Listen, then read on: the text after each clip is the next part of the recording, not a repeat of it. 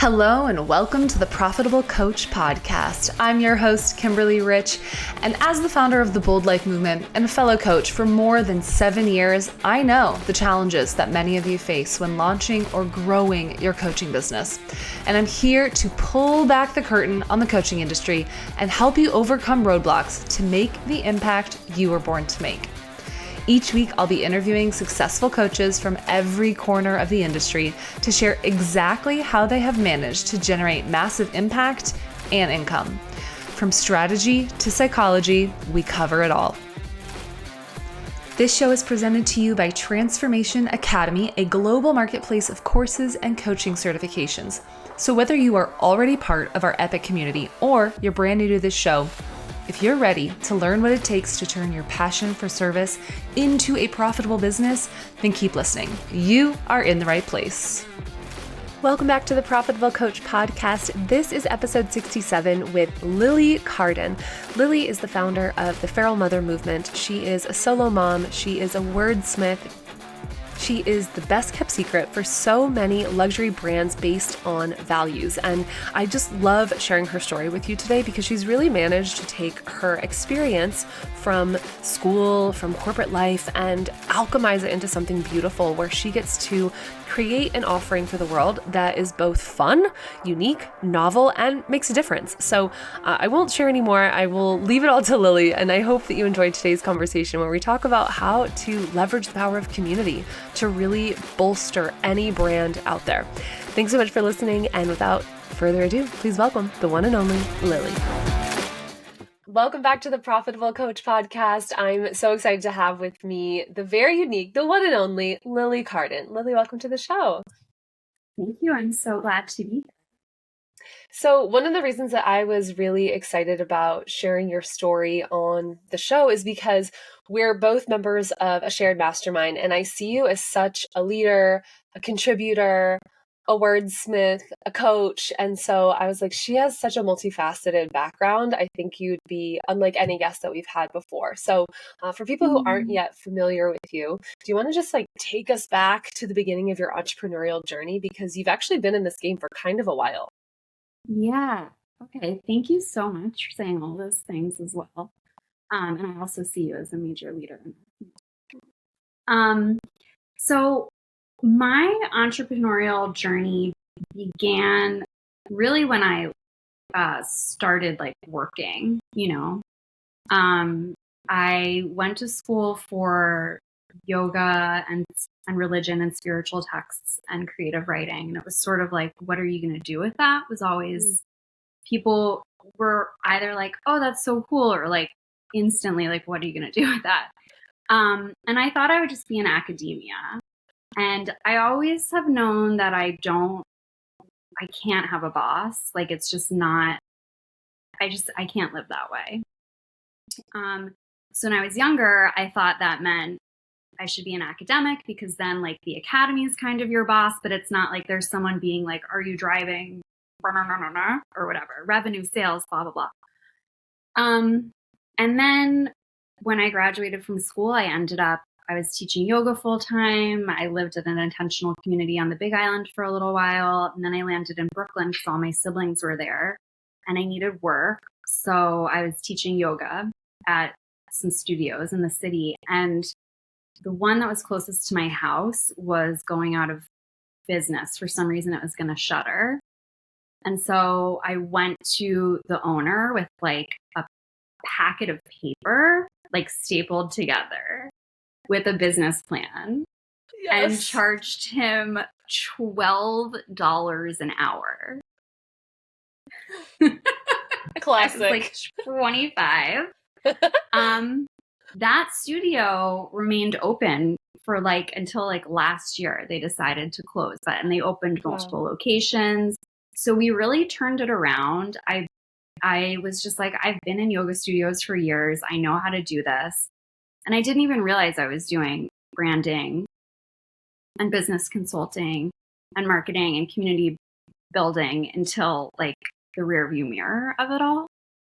So that was how it started for me. And then I sort of got a taste of telling people what I think they should do in order to succeed, and them liking it and wanting to pay me for it. And that is sort of how I got started in this whole consulting, coaching I love industry. it.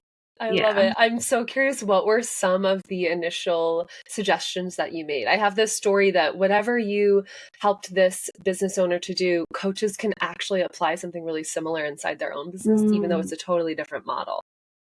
Yeah, actually, yes. I love that you say that, because the main thing from all the different angles, I was like, this is not going to survive if it's not a heart of a community.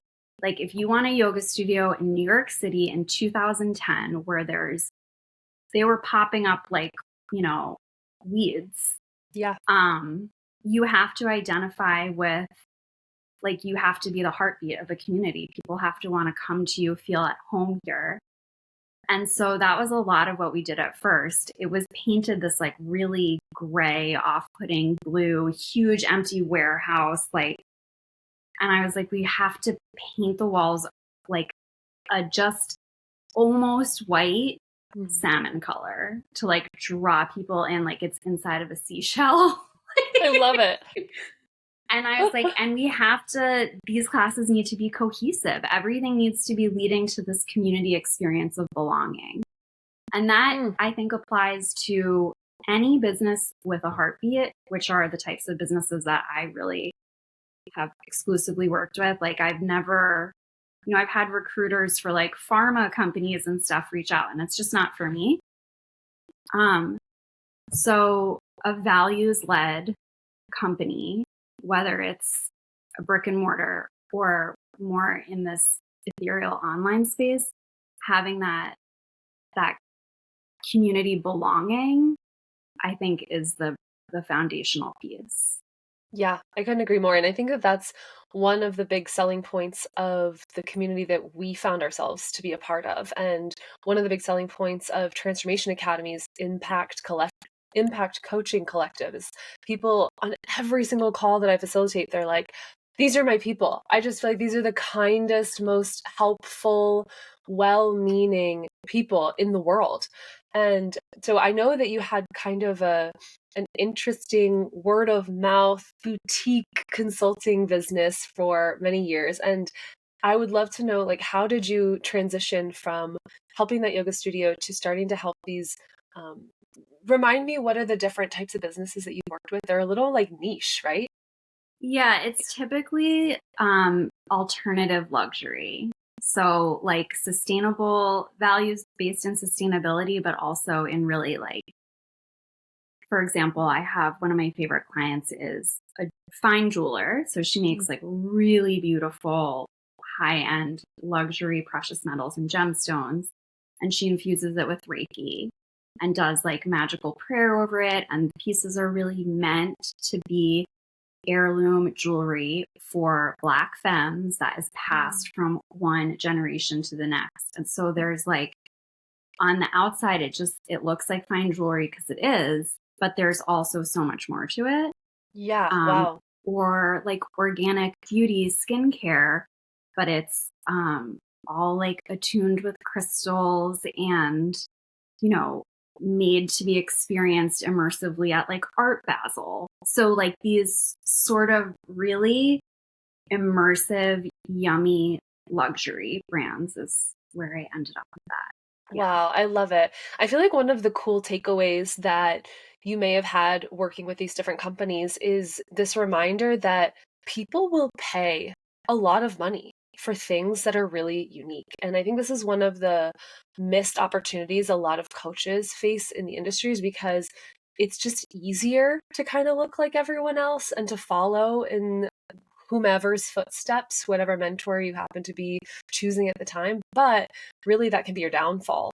And it's like a race to the bottom. Whereas if you are a Black femme seeking, like Reiki believing, energetic, powerful woman who values tradition, then immediately this jeweler is for you, right? Yes. And you're willing to pay for it, which is so cool. So I'm curious how that awareness may have impacted the way that you approach your own coaching business. Yeah, I think that it's like you know, I think for people like us, people who are drawn to these spaces too, like we probably always didn't fit in with whatever the like mainstream was, whether that was like being a weird frog collecting child, you know, For example. like myself. If I had to come up with an example. Yeah, or whatever it was, you know, like just I also like I feel very defined by being like an early 90s horse girl with like an obsession with Victorian ghosts, you know, like Love. all those like the Little Princess and the Secret Garden and that whole universe. Yeah. You're speaking my language. I had fantasy. The locket. Yes, me too. I recently saw a DVD with the locket and I was like, this is sending me. Yes. Oh my God, I had the VHS with the locket. That's amazing. And like, I had Felicity in terms of my American Girl doll preference. So, you know, I think with that, when you grow up and like there's no way for you to like tame your calic, so to speak. As an adult, it's going with the flow to just be as weird as you possibly are. And with the global democratization of like community having that social media and all of these technological advancements have allowed us, like niche, there's no such thing. It's like there is a community on this earth for you, whatever your specific weird feeling proclivities are. Yeah. Yeah, I love it. Is this a good time to introduce the name of your movement, your business, however you want to refer to it? Yes, please. My movement is Feral Mother. It's very much, it's a matriarchal revival movement. It's very based in my lifelong fixation with spiritual modalities and practices, and women-centric, femme-centric frameworks. I think about like if you were a little girl who read Clan of the Cave Bear, or I don't know this one, but I'm sad now. You can still read it as a grown-up, or The Mists of Avalon, or whatever it was. Like, so to me, also as an adult, one of the most formative experiences that I continue to have in real time is being a solo mother. Which is such a specific experience. It's different from being a partnered mom, obviously, and it's different from being a single mom because, you know, our modality in our home, me and my child, I call it our own miniature matriarchal society of two. And it really is. And so the freedom and liberation and joy and like absolute rapture that I feel in this solo homeowning, I own my own little cottage, solo mothering, solopreneur business, like true independence, but also like it's only so good because I'm plugged into a network of so many fierce women of all different vibes, you know? And so that's really what it's about. It's like after I left my kid's dad 7 years ago, I just went on a very deep underworld journey. I was really called forth by the Lilith archetype. And so I returned, I studied religion in school, but I returned to doing a lot of like prehistoric matriarchal goddess study and wove that together with the mindfulness traditions that I've been teaching for 20 years. And it's just turned into a really lovely thing that I'm so excited to share. Okay. And so is there a world in which you are marrying Feral Mother and the consulting that you do, or how will you navigate that as you bring Feral Mother like really into the light more and more? I think that for me, I think about this a lot lately, and maybe you can relate to this. It's like when you're an entrepreneur and you have these different phases of your business, like the consulting is so established that it's really supporting, it's really the structure and almost that like masculine energy, so to speak, that's like structured and foundational, that's providing for me to be able to launch into my next passion project. And what's wild to think about is that at one point, I was in a different foundational structured thing that enabled me to do what's now become my structure. Yeah. And I think that that's the journey that it continues to be when you're launching new things all the time. Totally. And I think it's such an important point to make too, because I have so many people who get really inspired and they're so excited about becoming a coach, and they also are just really sick of doing what they've been doing, that they quit maybe too soon. And for some people, having a lot of leverage is a great thing. Like when their back's against the wall, they actually perform really well. Whereas for others, it creates a lot of scarcity, a lot of pressure, and they actually feel like they're choking and they can't create or manifest from like a full place. And so like really articulating that no matter what the structure is, no matter what the masculine foundational thing is, there is one to support the like new seed that needs watering and nurturing. So I'm curious what advice you would give to people who are like, but I want to quit, but then I'm freaking out. Yeah. Well, I had that moment earlier today. So go on. I woke up and I was just overwhelmed. I was like, and all I could think about, we talk a lot about getting distracted by shiny objects. This was me getting distracted by dull objects. Like I have this bill to pay and I have that laundry to fold, and just all of the tedium that totally does exist that I'm responsible for in my life. But the way that I was connecting with it was like really like pushing me further and further into lack, especially of this idea of I don't have enough time to do it all. And so I dropped into our mastermind and I was like, okay, help me, sisters. Like I'm in such a stall and such a and I connected with someone who was like, are you a sacral authority? And I am. Yeah. And so I realized that there had been this project just like here in my house. I had kept thinking that like I wanted to move the dishes from up here to down there for a week. It's just been in the back of my mind. But then when I was like, all right, that is a whisper from my intuition about something that's relatively like low stakes, like where the dishes are in the kitchen. But I went and I just did it. And that allowed me to, I was like turning toward my intuition.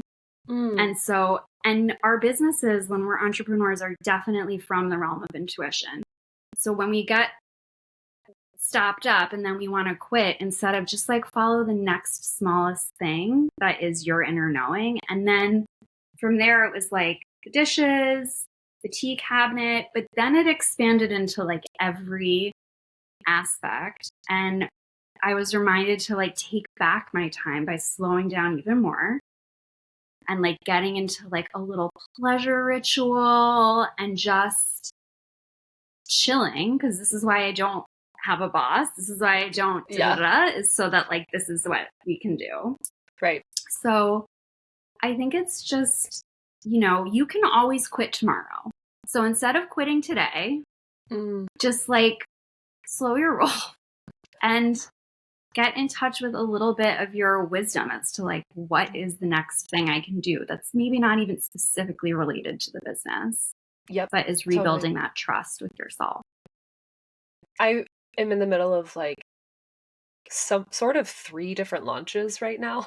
I have this new mastermind that I launched under the Bold Life movement, and the first live program that is included in that mastermind is coming out next week. And then here with Transformation Academy, we have the Future Self Life Coaching certification launching next week. So, or at the time of this, it'll have already launched, but it's just feeling like, okay, it's a chapter. This chapter requires a lot from me. And I know that when it's past, I can like kind of, recalibrate a little.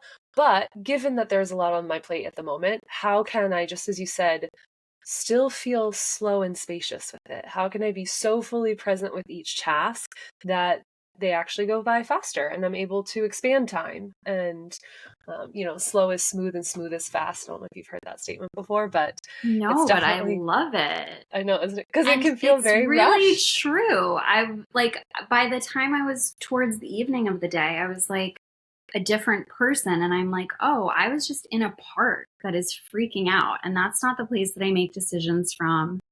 It's not the place that I get things done from. It's just having its freak out. And like, that's okay.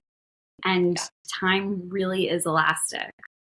5 minutes can 100%. be this, and it can be like 5 minutes of freaking out because you're terrified of heights and you're on the top of a building is a lot different from 5 minutes of like making love in a dimly lit room. Yeah. It's funny how my brain went to the exact same place. I was like, 5 minutes with your lover. Very different. Yes, lover time. So I love all of the different, somewhat like artistic additions that you make to the community. I'm curious how you're planning to weave that part of your personality into the Feral Mama movement. What I'm so excited about is that gets to be like the most of it, like getting together and doing ritual and getting into like, because my two of my most excited selves are like this super nerdy academic who wants to like talk about what was happening in Paleolithic burial sites, and then like the like weirdo who wants to dance naked under the moon. And what I love about Feral Mother is it's both.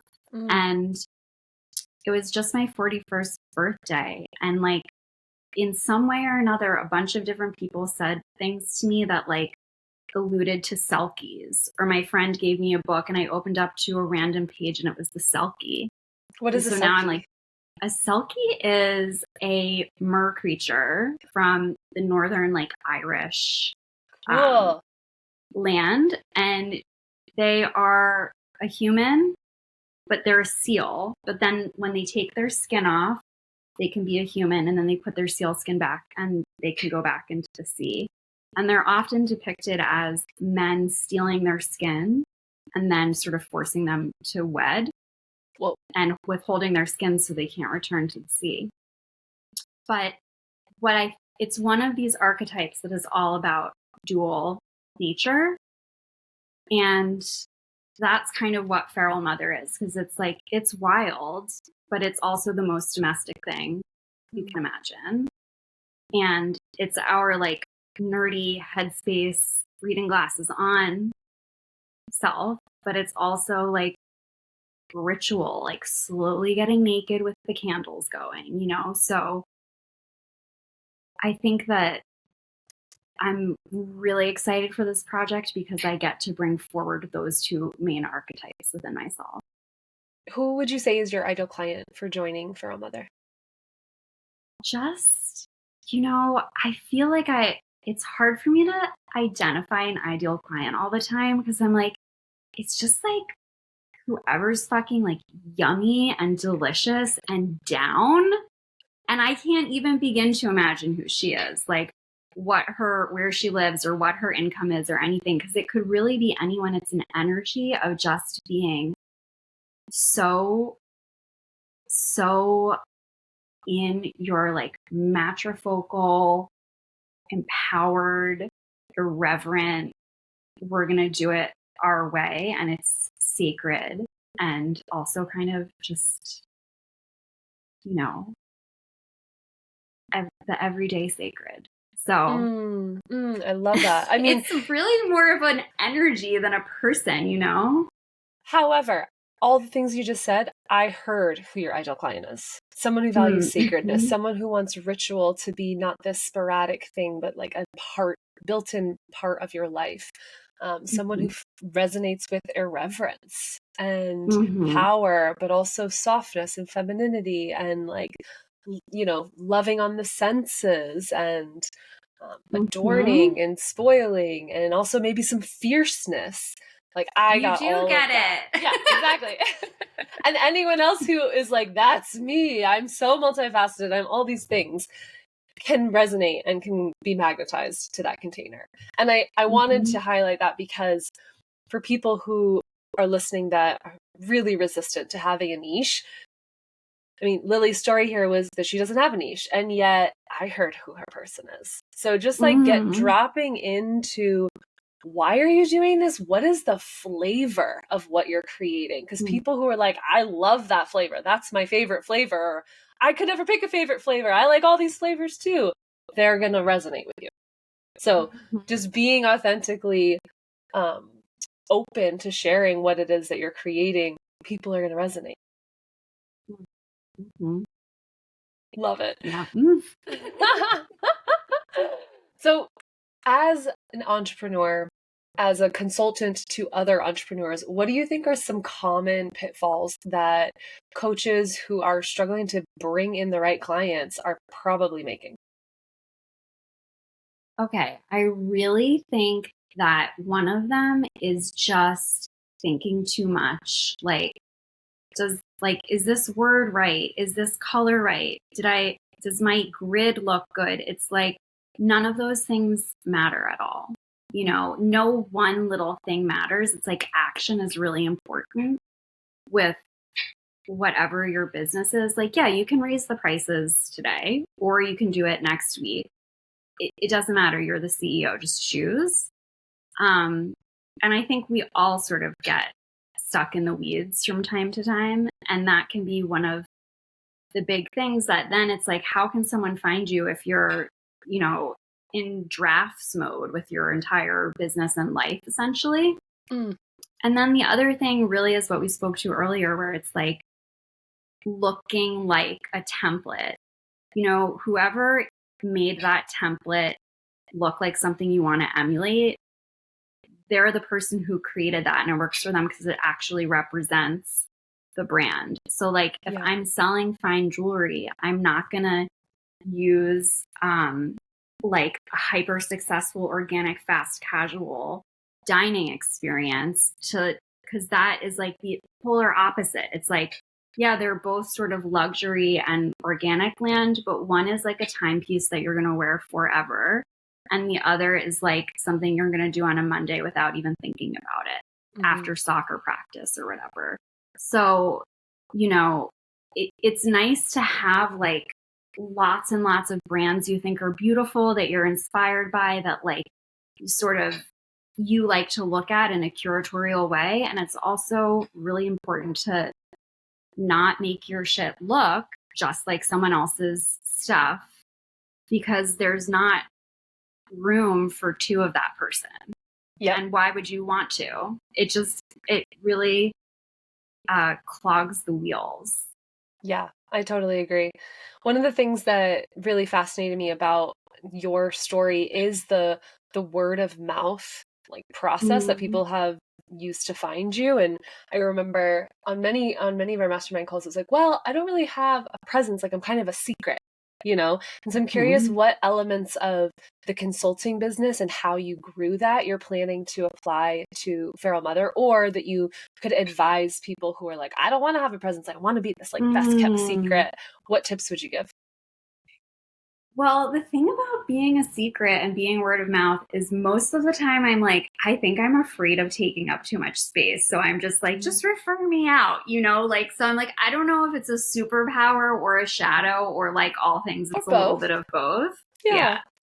So, but it's really just like letting people know that you're down. It's like, if you think about, if you wanted to date and you didn't want to use the apps, you wanted to like meet people through people, you would let your friends know like what you're down for, who you're looking for, and you would kind of be like looking out. Like when you go out to get drinks or you go to the gym or whatever, like you have your like sensors up. And that's sort of, I think, what word of mouth is really about. It's like seeding it and looking for it and being approachable and sometimes even starting the conversation, like not in a cold DMing way, but just like, you give a brand a follow that you would love to work with. They follow you back and you're like, oh my God, I love your product.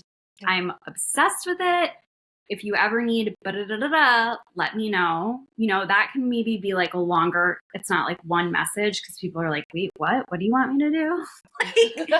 But But reaching out and starting conversation, then being like, hey, this is what I do for work. And if I would love to work with your brand if you guys are ever looking. And that can apply to businesses, and it can also apply to, the type of support that coaches do with individuals.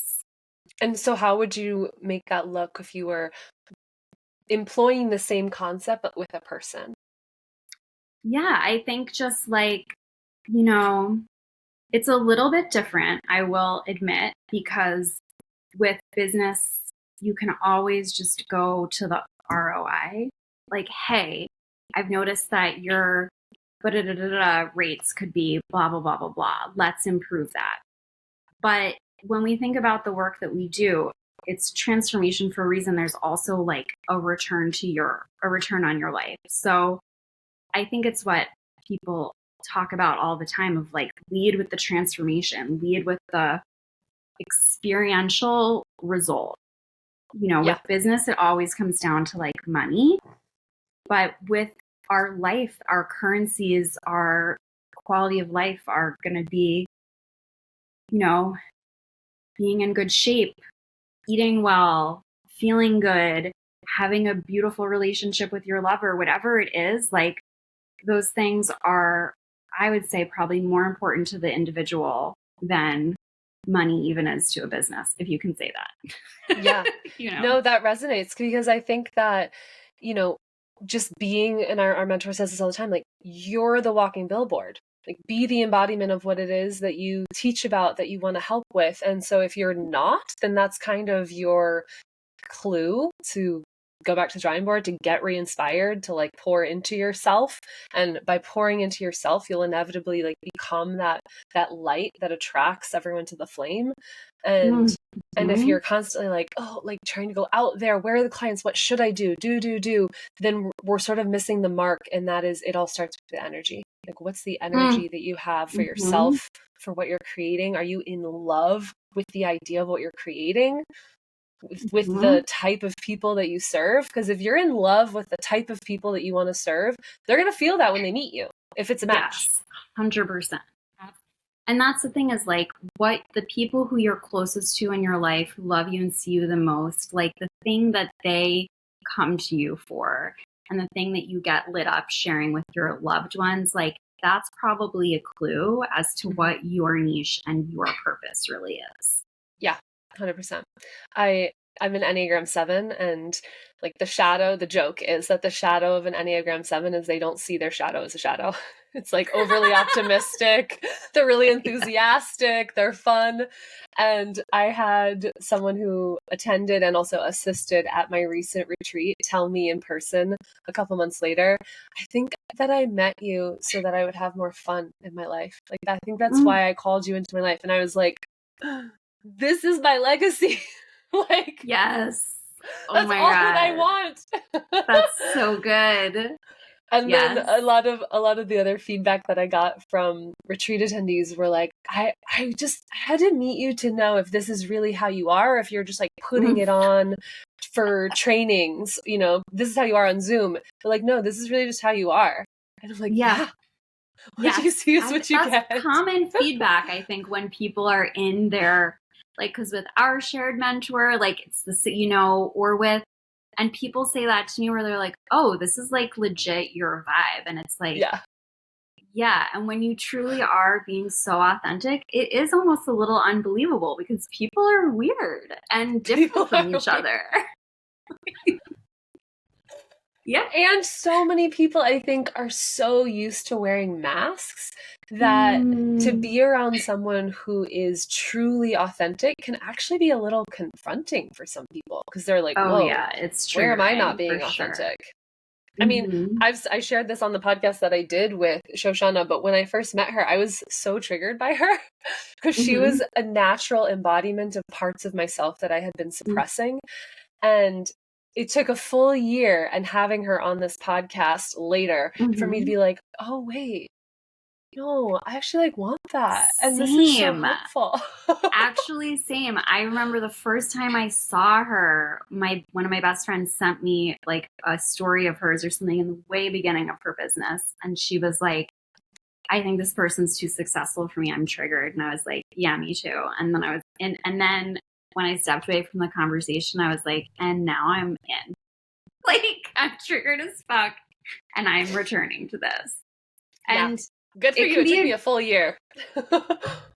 I wasn't all the way in until I was, but, you know, and it's hard. It can be a little tricky to be triggering to other people, though, when you don't really want to. Well, one of the biggest, I'm going to try not to cry while saying this, one of the biggest gifts, like masquerading as challenges in my personal life, has been the amount of people that I have triggered and subsequently lost as friends in moments when I was doing what I thought was something really generous or kind or inclusive. And whatever their past experience had been, their story was that it was something totally different, right? Like everyone's projections are different. Each experience was unique, but it was a gift in that I'm like, wow, even when you're trying to be a good person, your warmth, your generosity, your kindness, your friendliness, your smile could really trigger someone. And it doesn't, you can't do anything about it. So you might as well just like fully be who you're going to be 100% of the time, because no matter where you're on the spectrum, someone's going to be triggered. You're too successful. Yeah. You're too happy. You're too nice. You're too cold. Like, yeah. I mean, I had that experience really intensely earlier this year where I needed space from a longtime friend of mine. And I said it to her in a really succinct, straightforward, loving, I thought, way. And she interpreted it as me breaking up with her. And like, but it was one of those things where she then like made sure that her worst interpretation of what was happening, made sure that the trigger would become the truth. And I think we all sort of do that, where we get triggered and then we're like, all right, I'm going to make this nightmare true. I'm going to interpret this any way that I have to like almost defend my trigger. And it's like, if we were that tenacious without thinking about it, about defending our dreams or our glimmers, you know, what would that even look like? Wow, that's so timely, this share, because I had a very similar experience happen yesterday, and I've been all night long. I could feel it affecting my dreams. When I woke up, it was like giving me anxiety, and I'm like, Kimberly, you are stronger than this. Like, clearly the trigger is not the wound. It's just touching a wound that already exists. So like, how can you let that be without perpetuating it and actually like manifesting it in real time, the thing that you're afraid of happening? And how can you like acknowledge it while also focusing on things that you want to grow and that you want to like expand, versus this thing that you're terrified of expanding? So I look to my business and these projects as the thing that's kind of like a lifeline, and the community as well that we both are in. Like, sometimes that's what I need to be like, oh yeah, remember who the F I am. Like, it's okay to get triggered. And that trigger is not who I am. That doesn't have to be my reality. And what the thing about having a business that you love, that is an expression of your creativity and passion, is that, you know, pouring into it is not the same as like disassociating with like workaholism. It's a different thing. It's like, it's the opposite, because you're getting hyper present with your vision, with yourself. You have to face your demons, your triggers, your shadows. And so it's really like an embodied, it's so embodied. And I think that we often think of work as like a disassociation or this type of like money chasing devil. And it's like, it's a different world when you're like really pouring into something, because it's like a garden. Like, you want it to bear fruit. Yeah. And like you said, it's a business that has a heartbeat. Like, that's the whole, going back to that, just to bring this full circle, like, if that is the core of what you're creating, then it will be the thing that keeps you going, that gives you life, that like pumps you when you're feeling like we're yes, exactly. It pumps you. breathe into it. Yeah. Yep. Yeah. Wow.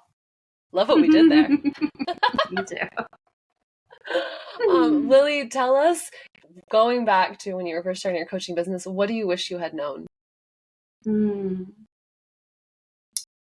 I think I wish I had known that anything that really like turned me off, that I was terrified of, I don't want to be seen like this, or what if it's like that? It's like, just me, like, you know, I was always terrified. I don't know why, but of like, I don't want to sound like a boss babe. I don't know what that even meant to me, but it was like this thing. I realize now it was kind of like internalized misogyny, you know, and also being afraid of failure. Like, what if I like go all in and I'm not a boss? I'm like, I'm a nothing or something. I think I would just be like, okay, if it scares you, go toward it. Like, if you want to put it off, do it now. You know, like, especially with outing yourself, revealing who you are, knowing that like you can show up this way today. And if that no longer resonates with you in 6 months, it's okay. It's still okay that that's part of your story. Your story can be visible, and just go for it. I think it's all just a variation on just go for it. I love it. No, that resonates so much. And it just goes back to all the things that come up on client calls all the time. It's like, don't overthink it. Just take the action. You know, don't waste time, like you said, on the little things, like color or pixel, or just put it out there. Yeah. No one's going to remember in 5 minutes anyway. I don't really experience a lot of like regret, you know, as a person. But I sometimes look back and have a what if, and it's with the early projects where I'm like, well, what if I had kept working on that erotica writing workshop series and I just kept running it? Like, where would that be right now? It would be huge, you know, like, so just keep tending the thing, right? And don't give up so easily.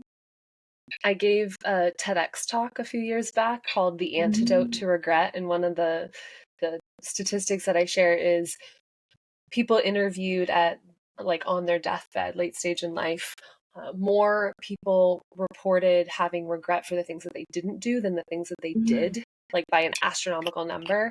Oh, yes. So, of course. Of course. We do so many things. I mean, it's kind of, I think of it like at the end, it's a numbers game. You do so many more things than ideas that come into your head that really matter, that percolate, that pull at you, and you not take action on. So it makes more sense that because there's fewer of those, they would feel bigger in our mind and pull at us more. So thank ultimately, you for putting word to that, because I'm like, my few regrets are things I didn't do. There's nothing I did do that I regret. I think it's also a growth mindset that helps with that, because it's like, oh, there's no such thing as failure. I learned from it. There was a gift in it. Definitely. Yeah. And anything that you started to do a while ago, you could probably also return to. Totally. And breathe life into it now. Unless you're on your deathbed. I was going to say, the only reason you can is if you're not breathing. Right. Lily, I love this conversation so much. Where can people go find you, get more of you, learn about Feral Mother? So really, my Instagram is going to be the spot. It's just my name, Lily Carden, LILYKARDON. And there is link to the Feral Mother work, and my Kajabi and all of that stuff. And just, I love connecting with people. So anyone who follows me and reaches out, I'm going to be connecting with, because I love it.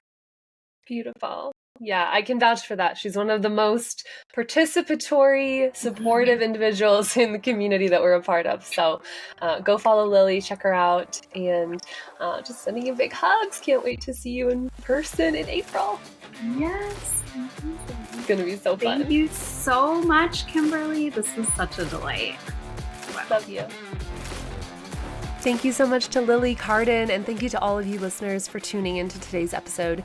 If you want to know more about Lily, if you want to know how to join the Feral Mother movement, to find yourself in a circle of women who are committed to their growth, committed to their wildness, committed to their freedom, then head over to theprofitablecoach.com/067. There you can get all the information that we talked about on today's episode. And if you're interested in joining a community of coaches who are committed to leveling up, who are committed to making a difference in this world and being a part of a heart-centered collective where really the rising tide raises all ships, then head over to theprofitablecoach.com/067 and you can get a special discount on joining the Impact Coaching Collective, Transformation Academy's community of coaches from all over the world. So again, thank you so much for listening, sending you lots of love, and I'll see you on the next episode.